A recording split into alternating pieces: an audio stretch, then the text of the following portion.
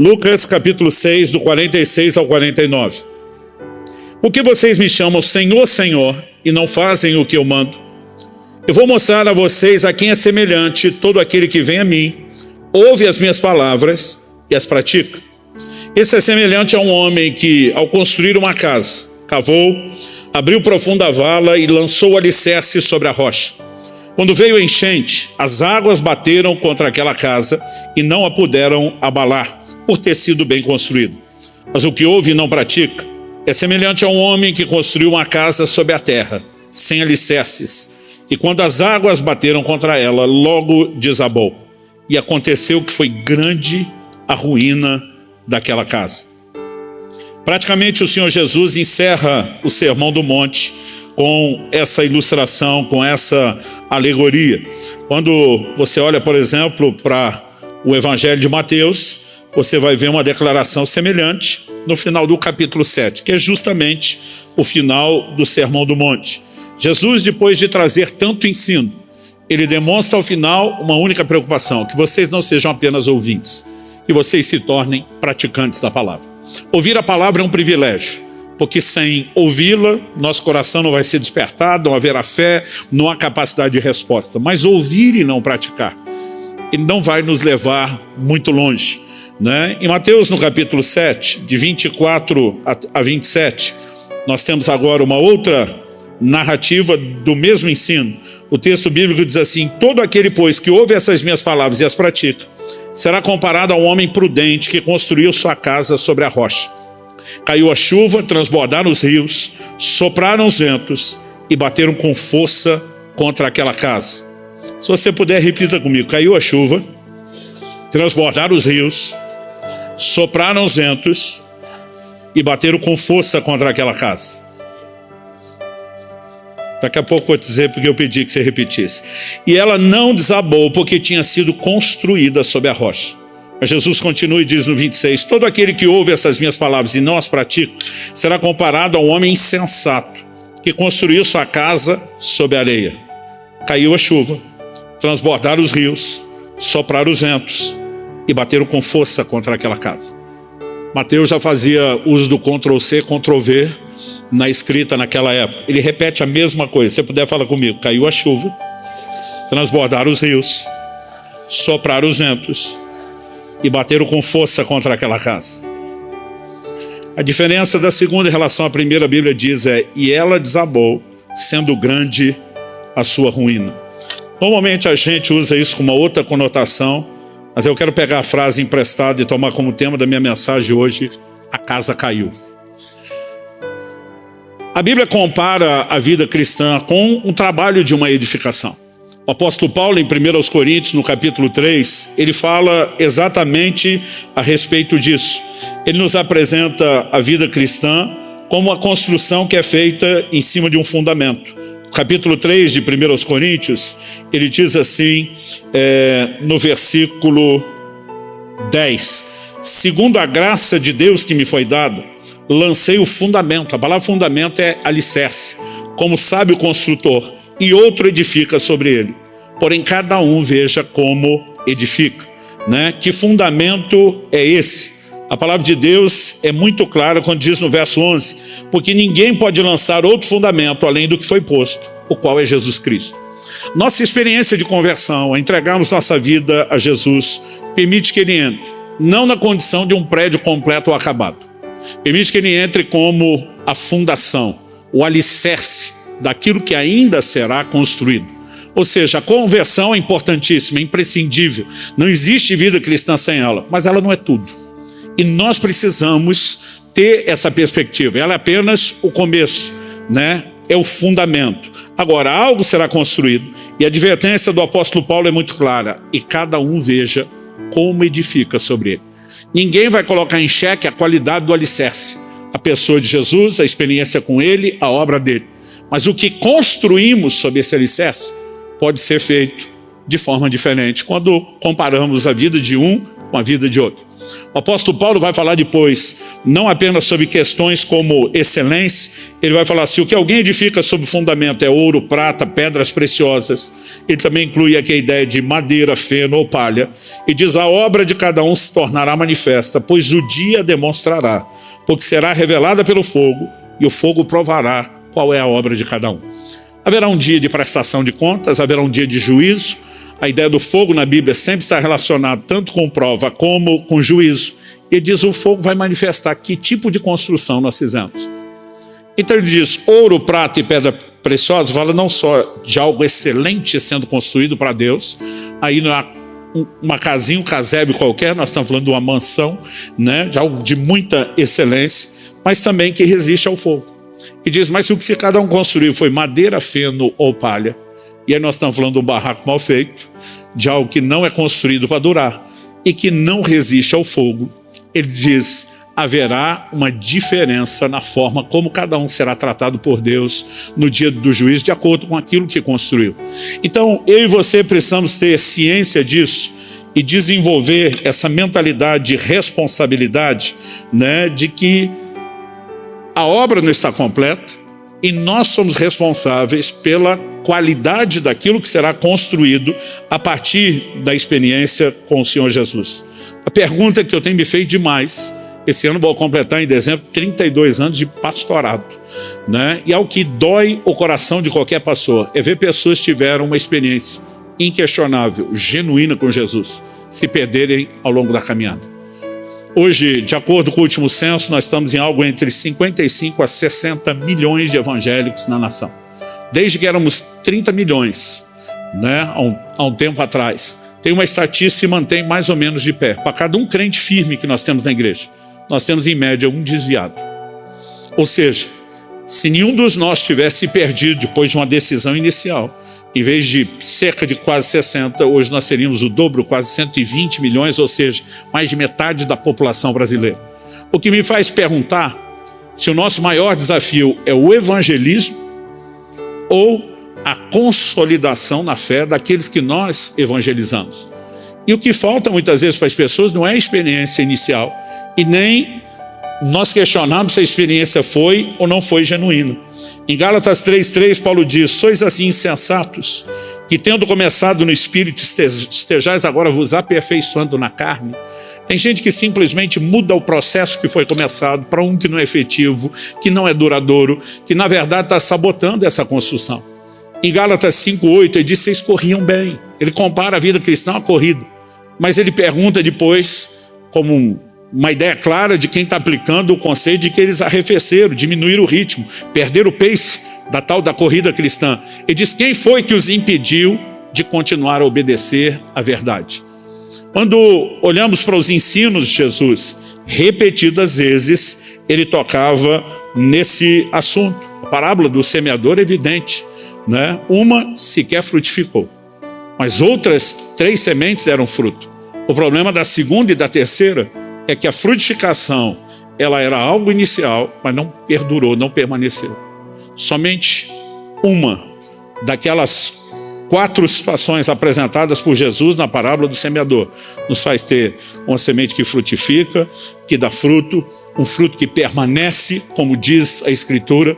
Isso não é a vontade de Deus, né? A vontade de Deus não é que nenhum pereça. A vontade de Deus não é que as pessoas comecem bem para terminar mal, mas existem advertências sendo feitas o tempo todo ao longo dos evangelhos, das epístolas, que muitas vezes nós ignoramos, né? Eu lembro que durante muito tempo demorei para começar a olhar para mim como um candidato potencial à queda. Eu disse, não, abracei Jesus, não tem chance de eu largar, e realmente nós podemos decidir isso. Mas não por acreditar que não haja possibilidade, e sim porque dia a dia nós vamos decidir não dar espaço nem possibilidade, né, para que isso aconteça. Então eu quero que a gente olhe para esse ensino de Jesus e entenda o que faz uma casa permanecer em pé, o que faz essa casa perdurar, né? O que faz com que outras casas caiam, né? Por que uma dessas casas caiu? E evidentemente, ao entender isso, a gente não quer que a nossa casa caia, que a nossa construção sobre o fundamento que é Jesus venha a desabar. Nós queremos que ela perdure, mas nós precisamos entender o que faz alguém ser bem-sucedido e o que faz alguém não ser. né? Para mim, muito mais importante do que ver uma pessoa ser usada por Deus no fluir dos dons, porque isso a gente acredita tem muita importância na edificação do corpo de Cristo, mas nós sabemos que não é tudo. O próprio Jesus diz, né, em Mateus 7, pouco antes desse ensino que nós lemos agora há pouco, o próprio Jesus diz que alguns vão estar diante dele no último dia e dizer: Senhor, em teu nome profetizamos, expulsamos demônios, curamos enfermos. E você não vai ver Jesus dizendo: mentira, vocês não fizeram nada disso. Você não vai ver ele dizendo: não foi no meu nome que vocês fizeram. Mas Jesus diz: apartai-vos de mim, vocês que praticam a iniquidade, eu não vos conheço. Em outras palavras, ele está dizendo: e daí que você foi usado? Se em algum momento você não permaneceu andando na verdade, se entregou à prática do pecado e comprometeu aquilo que eu comecei, não existe nada, absolutamente nada entre nós. Há outras pessoas que são excelentes pregadores e ensinadores, mas o que deveria ser para mim e para você a grande inspiração é olhar para aqueles que terminaram bem e ter essas pessoas como verdadeiros exemplos, né? A palavra de Deus, ela também é muito clara a respeito disso. Em Hebreus, no capítulo 13, no verso 7, a Bíblia diz: lembrem-se dos seus líderes, os quais pregaram a palavra de Deus a vocês, e considerando atentamente o fim da vida deles. Você pode repetir isso comigo? Diga: o fim da vida deles. O que vale no final das contas não é o começo e nem só o meio, é como cada um de nós termina. Então ele diz: atentando, considerando atentamente o fim da vida deles, imitem a fé que tiveram. Porque uma fé exemplar quando alguém não apenas começou bem, mas quando alguém termina bem. É quando alguém se levanta como Paulo para dizer: combati o bom combate, encerrei a carreira, guardei a fé, fui até o fim, diferente dos que naufragaram na fé pelo caminho, que ele então se tornará de fato um modelo a ser seguido. Eu não sei você, mas um dos meus maiores clamores a Deus, a oração talvez que eu mais repito: Senhor, eu quero terminar bem. Eu quero permanecer fiel até o fim. Eu fico lembrando o tempo todo de palavras do Senhor Jesus, como que perseverar até o fim, esse será salvo, né? Eu fico pensando sempre no dia em que eu vou cruzar aquela linha de chegada dessa corrida e ouvir da boca do Senhor Jesus a expressão: servo bom e fiel, entra no gozo do teu Senhor. A Bíblia nos apresenta uma clara ideia de que você temos que corresponder ao que foi feito por nós. Deus nos deu o que ele tinha de melhor, que era o seu Filho Jesus. Eu e você não temos o direito de pensar em viver a vida cristã de outra forma que não seja entregando a ele também o nosso melhor. Em 1998, alguns de vocês já tinham nascido, outros não, nós tivemos o lançamento de um filme que marcou a época, que celebrava o cinquentenário do final da Segunda Guerra Mundial. Esse filme é um clássico e ele foi traduzido como O Resgate do Soldado Ryan, o nome dele. Basicamente a história, né, de 4 irmãos que estavam na guerra, e 3 desses 4 irmãos morreram. Só um permanecia vivo. E suscitou uma questão entre os oficiais: será justo notificar a família, no mesmo telegrama, era o meio de comunicação da época, né, que eles haviam perdido 3 dos 4 filhos sem poder dar a boa notícia de que o 4 estava a salvo e bem. Então eles convocam e criam um pelotão com a missão de localizar, porque eles estavam descobrindo onde ele estava, e resgatar o soldado Ryan, para que só depois dele estar em segurança a notícia fosse dada à família. E aquele pelotão começa a questionar e diz: uma missão suicida, né? É justo que por causa de vários de nós morram. Um deles chega a ironizar: tomara que ele descubra a cura do câncer, tipo, tem que valer a pena o sacrifício todo que está sendo feito. E ao longo da missão, até resgatá-lo, várias baixas estão acontecendo. E tem uma hora que o comandante do pelotão, eles estão debaixo de fogo cerrado, atrás de uma ponte, ele foi alvejado, está dando indícios de que não vai suportar, e ele pega o soldado Ryan, né, pelo braço, se não me engano, chega perto dele e fala uma frase, que quando eu estava assistindo o filme, esqueci do filme. Hoje a gíria de crente é dizer: foi para Nárnia, né? Na época nem Nárnia tinha ainda, né, na nossa conversa, na nossa terminologia, mas eu esqueci do filme, porque a frase dele foi assim: faça valer a pena. E aquela frase me transportou daquele lugar para frente do Monte Calvário. Porque a única coisa que eu conseguia pensar, o filme começa e termina com o soldado Ryan já velho, então todo mundo sabe que ele vai ser resgatado, né? Porque o filme começa e termina com a mesma cena. Aquilo não é um cemitério, é um memorial aos que morreram a guerra, e ele está lendo alguns nomes. Ao longo do filme você entende que ele está lendo o nome de pessoas que morreram na missão de resgatá-lo, né? Ele já está idoso, rodeado do que parece ser os filhos e os netos, e emocionado, com lágrimas. O filme termina com ele dizendo: eu tentei viver da melhor forma possível. Eu lembro que quando vem aquela frase, faça valer a pena, aquilo me bateu com força. Porque eu ficava pensando se um ímpio como o que fez esse roteiro consegue ter um senso de gratidão como esse, de que alguém pelo qual outros se sacrificaram, não podia viver uma vida qualquer, tinha que viver da melhor forma possível. A pergunta a ser feita é: eu e você, que entendemos o tamanho do sacrifício que Jesus fez por nós, nós não vamos dar nenhum tipo de resposta? Isaías profetizou a respeito de Jesus e que eu e você possamos ser o cumprimento da profecia. Ele verá o fruto do penoso trabalho da sua alma e ficará satisfeito. Então, eu tomei a decisão muito tempo atrás, eu quero influenciar o maior número possível de pessoas, eu quero fazer valer a pena, eu quero viver da melhor forma possível e eu quero terminar da melhor forma possível. Eu quero entender e praticar tudo o que é necessário para que a gente termine bem. E se você está interessado em saber como terminar bem, vamos olhar um pouquinho para as lições desse texto. Feita essa pequena introdução, eu quero começar em primeiro lugar falando aqui de similaridades e distinções, né? Jesus apresentou em Lucas 6, a gente também viu isso em Mateus 17, ele apresentou dois tipos de pessoas, ou dois tipos de construtores, né? Com similaridades e com distinções. Os dois tinham a mesma missão. Qual era a missão? Construir a casa. Os dois tinham que executar exatamente o mesmo projeto, construir uma casa. E os dois tinham que fazer isso nas mesmas circunstâncias. Então a gente leu Mateus 7, que tanto sobre o que edificou sobre a rocha como o que edificou sobre a areia, né?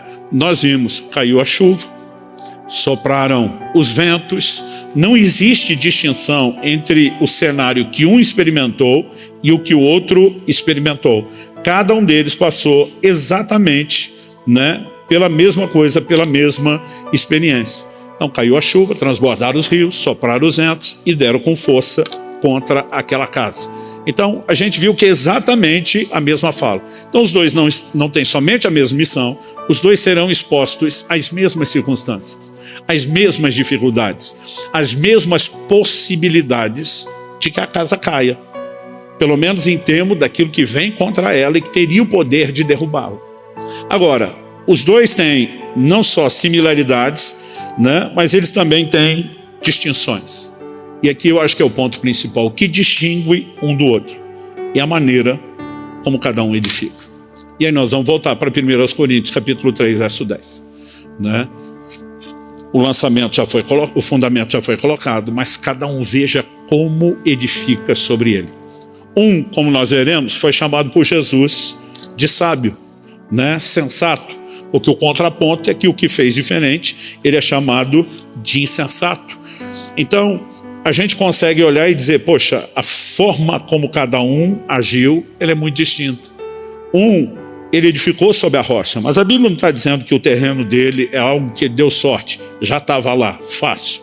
A Bíblia diz que ele cavou, abriu profunda vala. Me lembro de uma ocasião, há uns 25 anos atrás, pelo menos, né? Kelly e eu compramos uma casa que era desses sistemas habitacionais, conjuntos habitacionais, que eram casas pequenas, e a gente conseguiu comprar aquela casa, era tudo que estava no nosso poder, depois de alguns anos, economizando, juntando. Mas eu lembro que quando levei um arquiteto da igreja, que era um amigo próximo, né, comentei com ele, falou, deixa eu dar uma olhada, a gente pode te dar sugestão para dar um tapa, deixar ela boa. Poxa, eu estava imaginando que era de pintura, decoração. Ele chega, ele dá uma olhada, falou, pastor, vamos transformar isso no sobrado. Falei, eu mal podia pagar isso aqui. Ele falou, pastor, dá para fazer uma uma reforma boa, esse negócio não vai ser tão caro como se o senhor fosse, né, construir. A gente aproveita essa estrutura, né? Mas eu lembro que quando ele começa a detalhar o processo, eu descobri que não ia ser tão simples quanto achava. Ele falou, olha, uma coisa é ter fundação para uma casa como essa. Se a gente for botar lá de andar de cima e caprichar no telhado, nós vamos ter que melhorar toda a fundação. E eu falei, e quanto a gente gasta fundação? Ele falou, depende de onde está a rocha. O quanto nós vamos ter que cavar. Ele falou, agora já temos que fazer um estudo de caso aqui. Eu falei, então antes de eu decidir fazer, vamos obedecer o que Jesus falou para descobrir quanto custa antes. Vamos fazer o estudo de caso aqui primeiro, né? E eu lembro a festa que ele fez, porque ele falou assim, pastor, nós cavamos 1 metro e já deu na rocha. Né? Não vai ser custoso, não vai ser trabalhoso, dá para a gente fazer a coisa nesse termo. Agora, poderia ter cavado muito mais. Então, hoje em dia a gente tem essa facilidade, conseguir saber antes de fazer a construção quando vai. Né? Na antiguidade a pessoa tinha só aquele local para construir, vai cavar até achar. Então, eu não sei o quão profunda era a vala, porque a Bíblia não menciona isso. Mas a Bíblia mostra que ele cavou. Abriu profunda vala. Ou seja, você vai ver um alto nível de dedicação. Enquanto o outro vai aqui na areia, no solo, do jeito que está. E a casa não caiu porque foi construída na areia. Ela caiu porque quando caiu a chuva, transbordaram os rios, sopraram os ventos, aí sim era necessário o fundamento. No dia a dia, a maioria das casas não vão sofrer ameaça ou perigo. Mas é quando vem a adversidade, que aquilo que nós não fizemos direito será exposto. Infelizmente, que normalmente nessa hora, quando é exposta a nossa negligência, a nossa insensatez, não há muito mais que possa ser feito. Então, depois de destacar essas similaridades e distinções, vamos olhar para aquele que constrói uma casa que dura. Eu creio que não é coincidência, nos dois ensinos, o registro de Mateus e o de Lucas, o que ouve e pratica, o que constrói algo para durar está em primeiro lugar, porque evidentemente é isso que o Senhor espera de nós, né? E acredito que Ele tenta nos encorajar primeiro com aquilo que funciona, antes de depois deixar a advertência do que poderia não dar certo ou não funcionar. Então, em outro momento, em outro ensino, Jesus comparou a vida cristã a uma construção que exige tanto sabedoria quanto planejamento. Em Lucas, no capítulo 14, ele está falando a respeito do que significa ser um discípulo dele e que eles deveriam entender e botar na ponta do lápis qual era o custo de ser discípulo.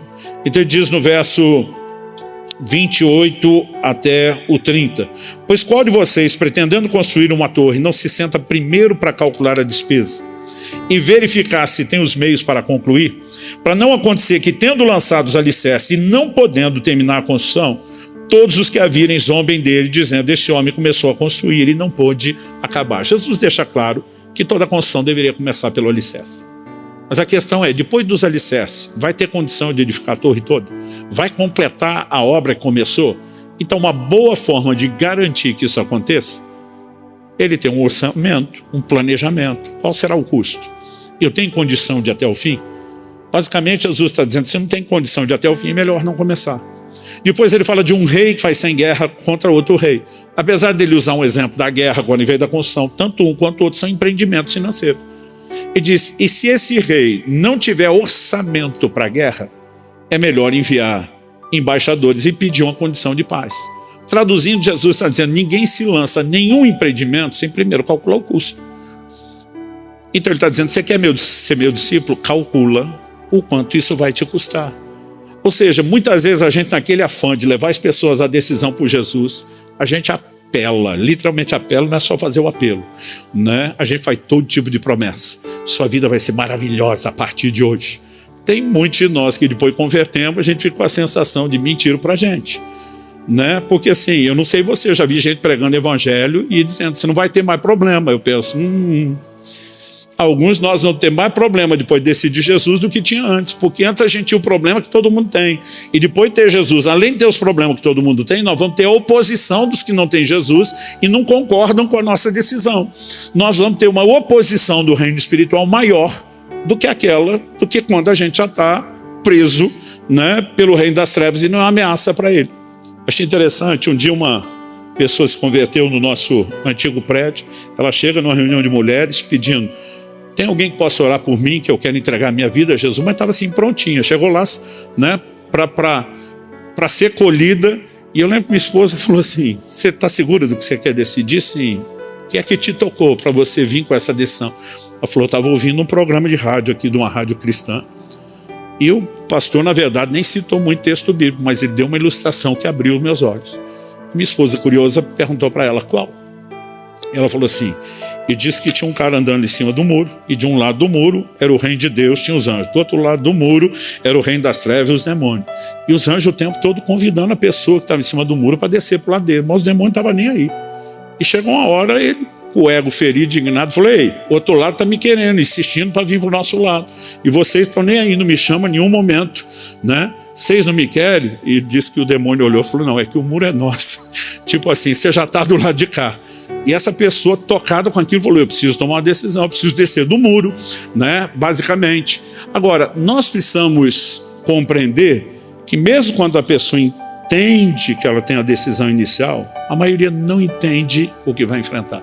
A começo de conversa, enquanto nós ainda não saímos do reino das trevas, eles não vão insistir para que você fique, porque já te tem, e não vão lutar enquanto você não tentar sair. A partir do momento que nós tomamos uma decisão contrária, nós estamos, além dispostos às mesmas circunstâncias naturais, de caiu a chuva, transbordaram os rios, soprou o vento. Isso acontece para todo mundo, gente, para o crente e para o não crente. Quando vem a crise econômica, vai pegar todo mundo. Quando tem pandemia, vai pegar todo mundo.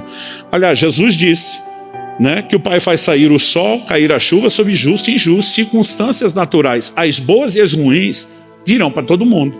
Então, probabilidade de problema nós temos a mesma, com a diferença de que agora nós estamos num nível de resistência espiritual que eles não tinham antes. Então Jesus está dizendo, você vai ter que renunciar a muita coisa, você vai ter que cultivar valores diferentes das pessoas que estão à sua volta. E ele está dizendo, pensa bem quanto é que custa.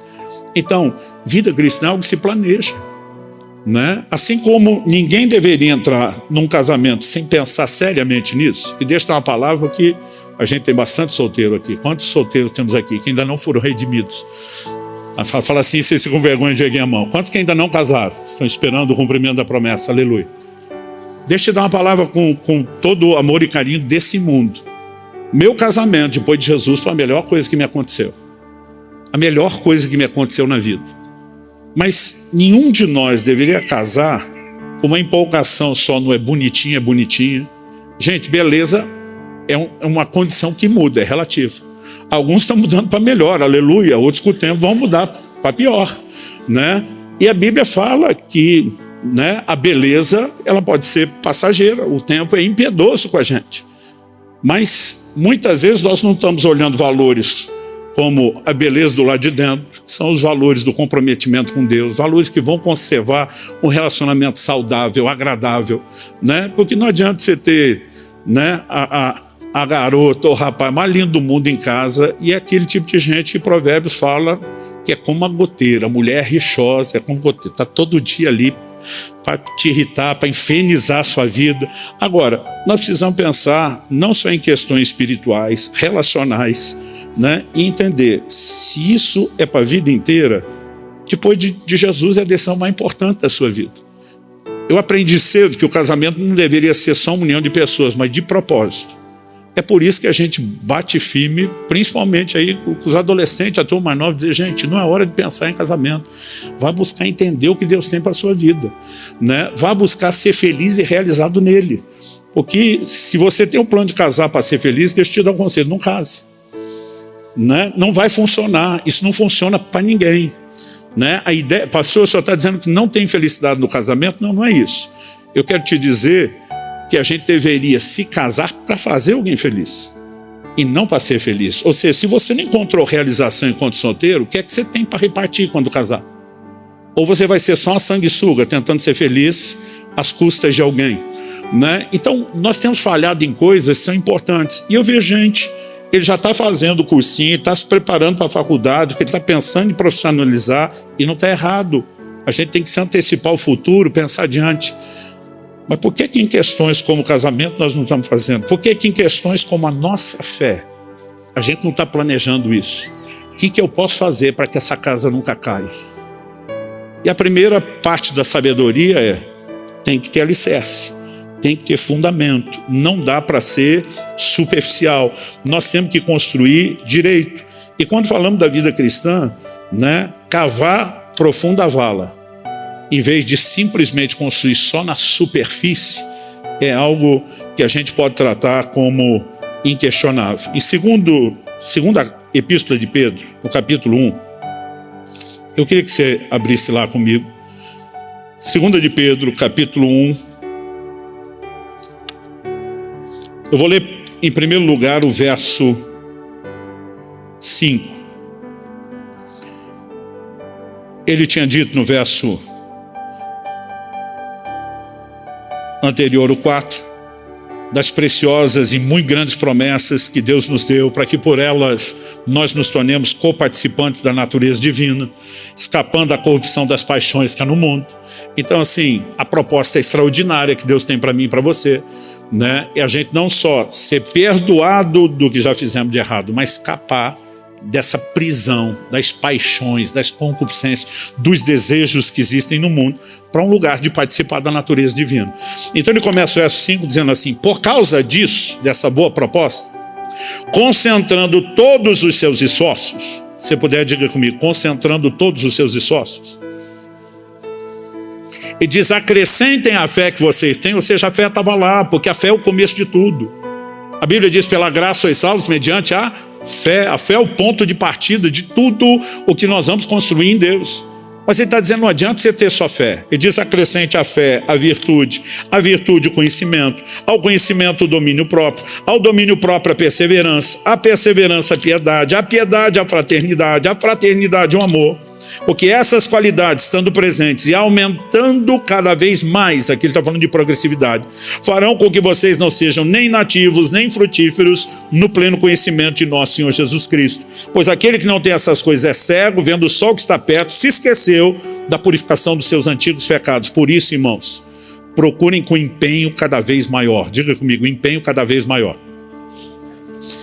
Ele diz: confirmar a vocação e eleição de vocês, porque fazendo assim vocês jamais tropeçarão, pois dessa maneira é que lhe será amplamente suprida a entrada no reino eterno de nosso Senhor e Salvador Jesus Cristo. Você quer ter a certeza de que não vai tropeçar, né? Você precisa acrescentar determinadas virtudes, tem que garantir que elas sejam progressivas, mas no verso 5 ele diz que nós temos que concentrar todos os esforços.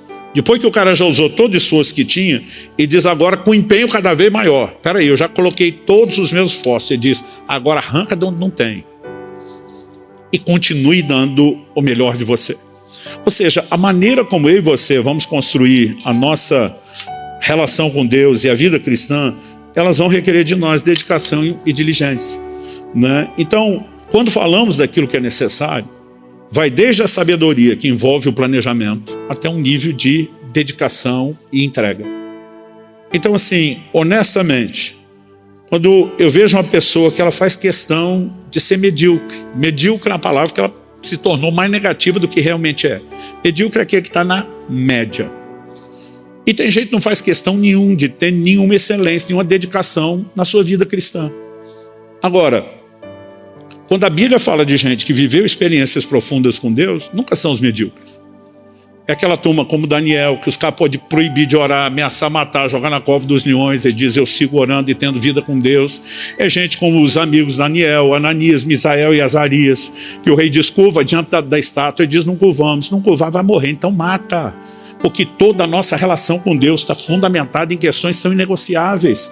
A gente não está buscando o nosso próprio interesse. Você não vai achar nem na Bíblia, nem na história, gente que viveu nada extraordinário com Deus, vivendo o nível mediano. E assim, alguns de nós estamos empurrando a vida cristã meio que com a barriga, como fosse uma coisa assim: se der para levar de boa, legal, se não der, paciência. Aliás, essa ideia de beleza e paciência, outro dia um falou: pastor, tem duas palavras que regem o casamento, e eu já entendi isso. Falei: qual? Ele falou: beleza e paciência. Eu falei: você pode explicar? Ele falou: se der certo, beleza, se não der, paciência.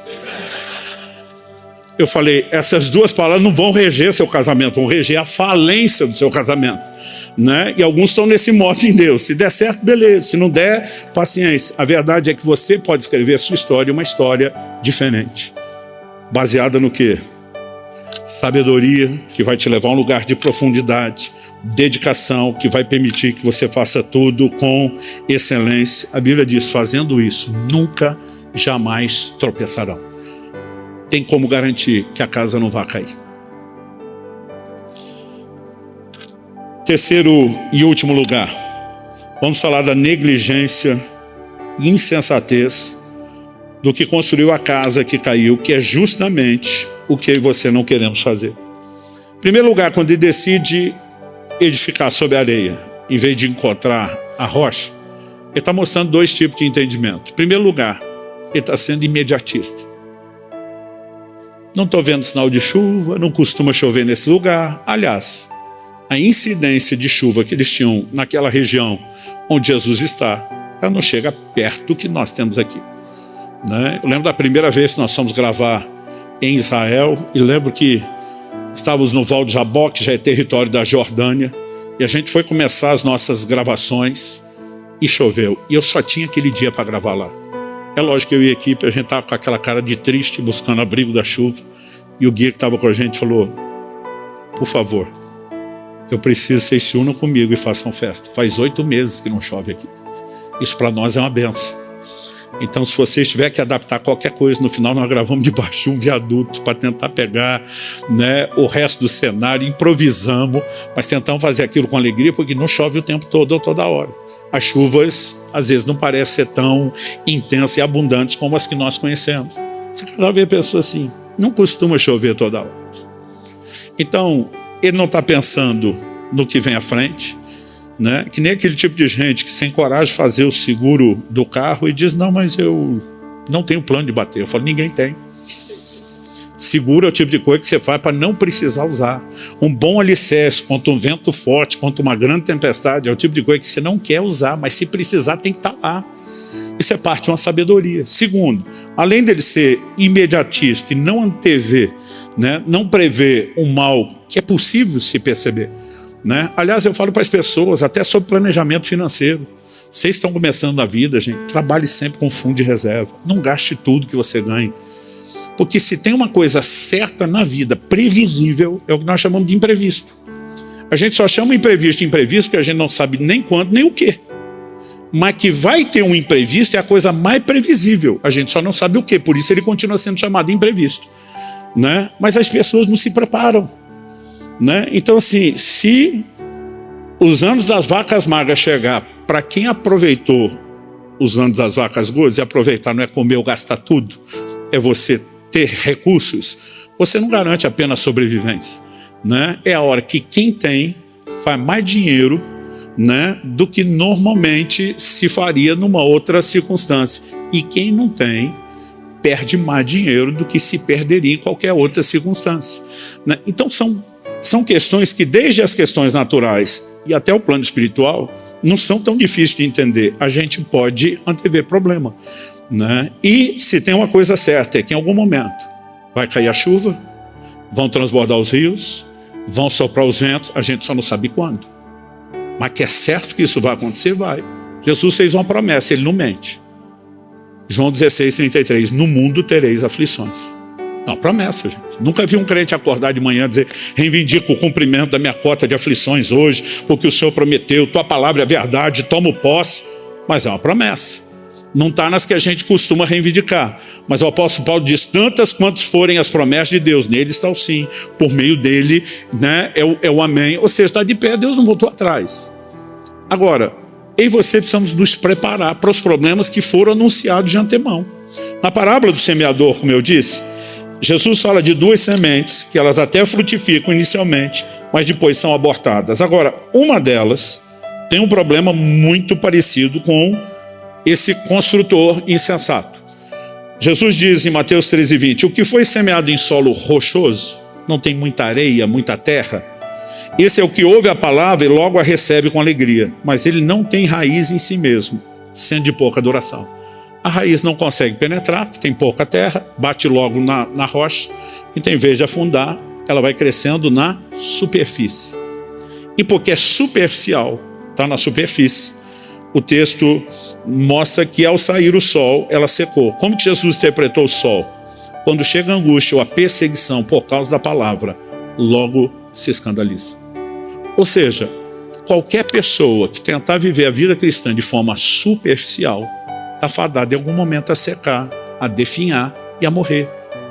Não existe forma de você acreditar que dá para ser superficial e que você vai sobreviver. A casa daquele camarada caiu por quê? E em vez de abrir e aprofundar a vala como o outro, eles vão construir na superfície. Quem é superficial está construindo com prazo de validade. É só uma questão de tempo. Vai ter problema, né? E aquilo não vai durar. Ou seja, o que você deveríamos entender é que não é espaço para o crente meia boca. Ou pelo menos ele não tem prazo de validade longo, né? Em algum lugar, em algum momento, ele vai sucumbir à falta de profundidade. Então assim, a gente tem que entrar nesse negócio e entrar com tudo, né? É realmente ter um posicionamento como primeiro dizer, eu vou cavar, né? É esforço, gente, é dedicação. Eu vou abrir profunda a vala, vou cavar até quando? Até achar a rocha, né? Não existe esse até quando. Hoje estou com vontade, eu cavo, amanhã eu não estou, né? Cavei mais do que a maioria. Não, ou você cava fazer sentido de achar alicerce e não ser superficial, né? Ou não faz muita diferença cavar um pouco e construir ainda na terra sem ter encontrado o fundamento. E esse negligente, ele conseguiu, com essa sua insensatez, com a sua negligência, construir algo que não ia durar. A casa de um talvez não fosse diferente da do outro. Quando você olhar essa aparência, enquanto está tudo bem e tempo bom, a gente não costuma ver muita diferença entre um crente e outro. Mas na hora da adversidade, a gente começa a descobrir quem é quem, né? Quem é crente de verdade, quem não é, quem é maduro, quem não é. Aliás, Paulo diz aos Coríntios, até importa que haja entre vocês facções, para que os aprovados se manifestem. É na hora da contenda, é na hora da intriga, é na hora do problema, que você começa a ver quem foi trabalhado por Deus, quem não, né? E as circunstâncias, elas vão revelar muito de nós, ou daquilo que falta em nós, né? Então, quem não quer ter o trabalho de firmar bons alicerces, ele está se arriscando. E a pergunta não é se vai ter problema, e se a casa vai cair. A pergunta é quando. Porque é só uma questão de tempo. Quando cair a chuva, a ponto de transbordar os rios, soprarem os ventos, e não houver alicerce, aquela casa não vai suportar. A Bíblia fala em pelo menos 2 textos do livro de Hebreus, que foi uma epístola escrita num momento de muita dificuldade, onde muita gente estava sucumbindo ao desânimo, da perseguição, das pressões, das aflições, né? E a Bíblia nos mostra que a negligência, ela pode comprometer algumas coisas. Em primeiro lugar, nossa firmeza. Segundo lugar, né, ela também tem o poder de nos privar de herdar a promessa. Então eu quero ler Hebreus capítulo 2, de 1 a 3 com vocês. O texto diz assim: por essa razão importa que nos apeguemos com mais firmeza. Diga comigo, mais firmeza. O texto diz, importa que nos apeguemos com mais firmeza às verdades ouvidas, para que delas jamais nos desviemos. Ou seja, a Bíblia está dizendo, por mais que você já tenha sido orientado, se agarra a isso, para não desviar. Ou seja, você tem que construir essa diminuição da probabilidade de fracasso. 2, porque se a palavra falada por meio de anjo, está falando da lei de Moisés, se tornou firme, e toda transgressão ou desobediência recebeu justo castigo, como escaparemos nós se não levarmos a sério tão grande salvação? Esta, tendo sido anunciada inicialmente pelo Senhor, depois nos foi confirmada pelos que a ouviram, né? Então a Bíblia está dizendo, olha, é diferente daquele povo que sai do Egito, que vive toda uma simbologia da nossa redenção, e não levaram Deus a sério e foram julgados. Imagine nós, a quem foi anunciada tão grande salvação. Se tivermos a negligência dele, nós vamos comprometer a firmeza, a verdade, e por falta de firmeza a casa vai cair. Em Hebreus, no capítulo 6, o autor volta a abordar o mesmo assunto. E eu queria ler com vocês alguns versículos de Hebreus 6. Nós vamos começar no verso 9. Ele diz assim no verso 9: quanto a vocês, meus amados, ainda que falemos dessa maneira, estamos certos de que coisas melhores os esperam, coisas relacionadas com a salvação. Outras traduções diz: de vós, amados, esperamos coisas melhores que acompanham a salvação. O que é essa expectativa? Esperamos coisas melhores. Você pega lá do verso 4 até o 8, ele está falando de gente que teve uma experiência com Cristo, firme, inquestionável, né? Séria, legítima, mas tropeçaram. Não só tropeçaram. No verso 6 ele vai falar que tropeçaram a ponto de não mais poderem ser restaurados, renovados para arrependimento. Mas ele está escrevendo para os que estão de pé. Ele menciona os que caíram, mas está escrevendo para os que estão de pé. Então ele está dizendo: de vocês que estão de pé, nós esperamos coisas melhores do que aquelas que estavam na vida deles. Se ele fala de renovar para arrependimento, é porque eles tiveram arrependimento. Mas se você ler o texto, lá no verso 4, além do arrependimento, ele vai dizer que eles foram iluminados, provaram o dom celestial, se tornaram participantes do Espírito Santo, provaram a boa palavra de Deus, os poderes do mundo vindouro. São todas questões essenciais à fé. Mas quando ele diz: de vocês esperamos coisas melhores, está dizendo são essenciais, mas não são suficientes. Vocês precisam ir além. Não é apenas garantir que entraram, não é apenas garantir que vocês começaram. É vocês seguirem crescendo, amadurecendo, se aprofundando em Deus, para que vocês não vivam aquilo que eles viveram. Então, a negligência, ela vai nos sabotar. Mas a diligência não vai fazer a gente ter sucesso porque houve esforço. Eu e você, de nós mesmos, não vamos muito longe. O próprio Jesus disse: sem mim nada podeis fazer. Eu não estou falando de eu e você construirmos sozinhos. Mas seria muito inocência da nossa parte achar que Jesus é que vai construir sozinho, a gente não vai nada. Eu vejo um monte de gente falando: não, tudo é Deus, não é o seu esforço. Aí isso me faz pensar que Deus não está fazendo um trabalho direito na vida de muitos. Porque você olha e fala: um cristianismo sem vergonha desse, tudo é Deus, então o culpado é Deus, né? O que nós precisamos entender é que Deus nunca vai falhar. E se nós fizermos a nossa parte e cooperarmos com Ele, a coisa vai dar certo. Então, quando eu falo da nossa dedicação, nunca exclui Deus. A você tentar jogar nas costas de Deus, excluindo a sua parte, você não vai muito longe e certamente a casa vai cair. Então, o meu apelo para o seu coração hoje é que você possa parar, e não importa o tempo que você tem de caminhada, talvez está fresquinho, novinho na fé, acabou de se converter faz pouco tempo, dias, semanas, meses, né? Agora, nós temos gente aqui que tem muitos anos de caminhada. Não importa o tempo que você caminhou, e eu queria que você pudesse rever como você está edificando. Porque Paulo deixou claro, o fundamento já foi colocado, é Jesus. Ninguém pode mudar isso. Mas cada um veja como edifica sobre ele, né? Que casa é essa que você está construindo sob a sua experiência com Jesus? Ah, pastor, mas o construiu sobre a rocha tem fundamento que não é isso, então um tem Jesus, outro não. Jesus está falando de pessoas que ouvem as suas palavras. Quando ele vai falar agora de fundamento, ele não está necessariamente dizendo que faltou ele na vida da pessoa. Ele está dizendo que uma casa precisa de todas as suas etapas, né? E nós precisamos construir fundação. Eu lembro de ter acompanhado, olhando de longe, a construção de alguns prédios.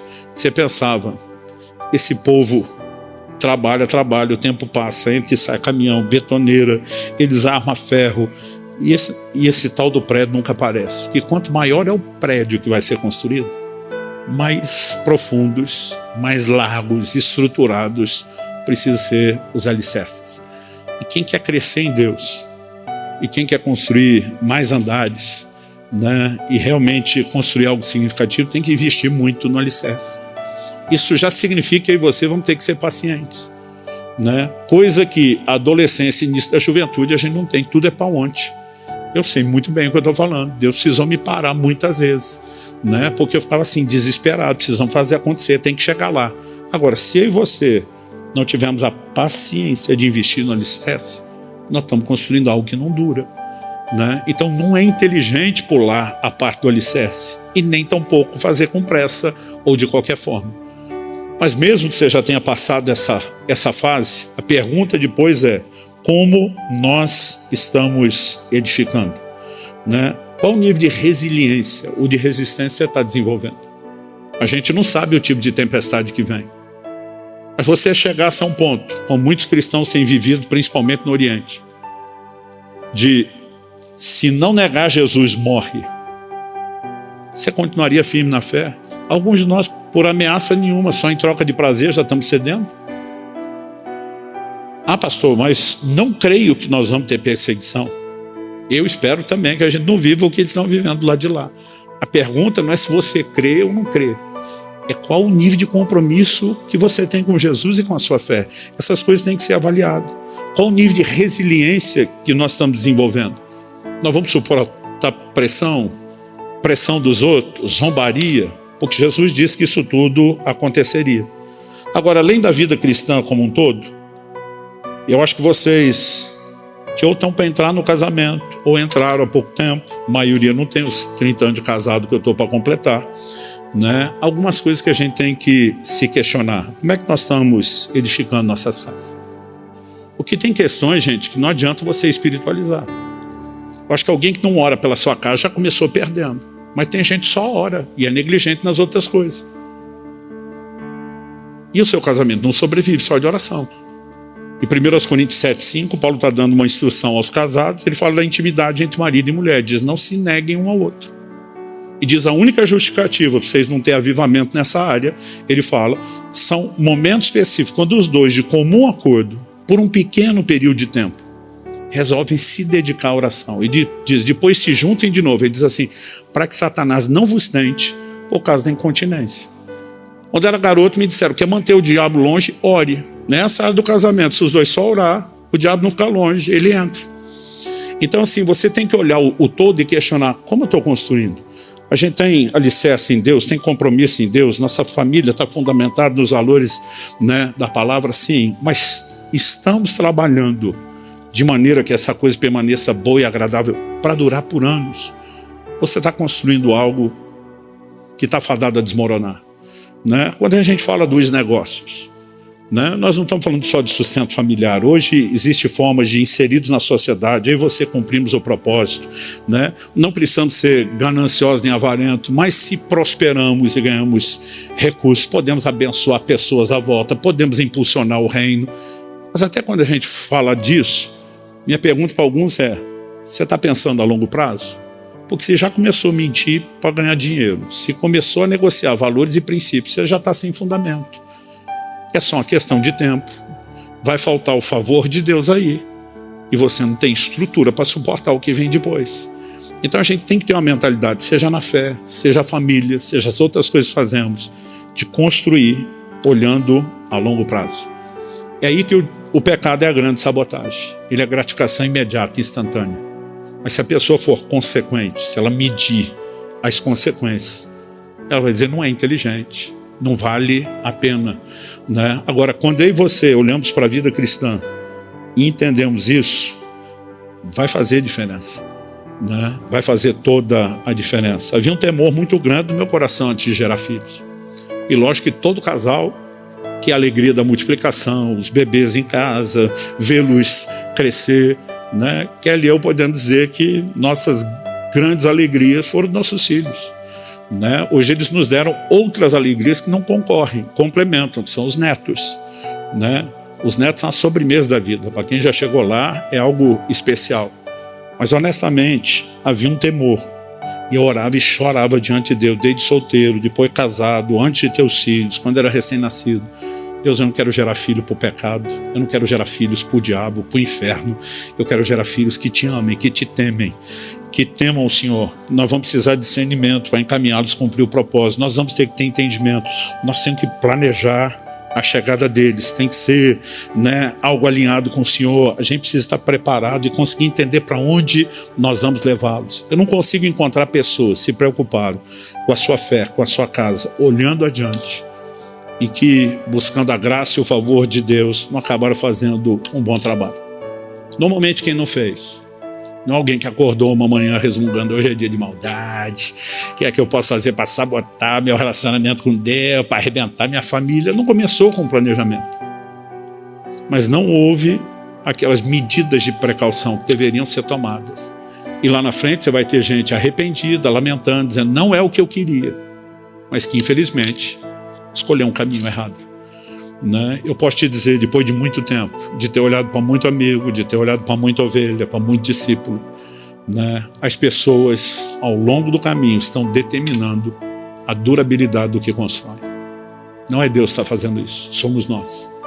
E o meu apelo a você é que você enxergue além desse ano, além dessa fase, além dessa estação, e pense uma vida inteira e que você possa terminar bem. Quando o povo ia entrar na terra prometida, Deus fez o milagre de abrir o Jordão. Se alguém quisesse desistir e voltar, não ia ter milagre, ia ter que voltar nadando. Porque tem coisas que Deus vai abrir diante de nós e diz, anda para frente e não pense em retornar, né? E aí você precisa de um planejamento de uma vida inteira. A vida cristã não é como uma corrida dos 100 metros rasos. Ela está mais para uma maratona ou ultramaratona. E nós vamos ter que ter fôlego, força, determinação. Mas há uma recompensa indizível para todos aqueles que vão terminar e vão terminar bem. Eu quero abençoar, não só profetizando, declarando sobre sua vida, né? Vai terminar bem porque alguém disse, mas tentando dar ferramentas que te ajude a chegar lá. Você recebe essa palavra em nome de Jesus.